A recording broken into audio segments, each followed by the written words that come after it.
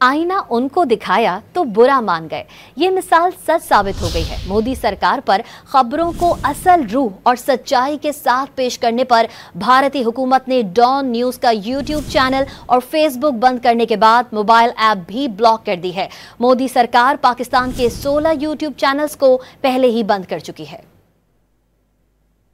आपको बता रहे हैं कि आईना उनको दिखाया तो वो बुरा मान गए। ये मिसाल मोदी सरकार पर बैठ चुकी है। खबरों को असल रूह और सच्चाई के साथ पेश करने पर भारतीय हुकूमत ने डॉन न्यूज का यूट्यूब चैनल और फेसबुक बंद करने के बाद मोबाइल ऐप भी ब्लॉक कर दी है।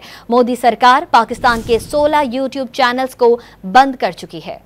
आपको बता रहे हैं कि आईना उनको दिखाया तो वो बुरा मान गए। ये मिसाल मोदी सरकार पर बैठ चुकी है। खबरों को असल रूह और सच्चाई के साथ पेश करने पर भारतीय हुकूमत ने डॉन न्यूज का यूट्यूब चैनल और फेसबुक बंद करने के बाद मोबाइल ऐप भी ब्लॉक कर दी है। मोदी सरकार पाकिस्तान के 16 यूट्यूब चैनल्स को बंद कर चुकी है।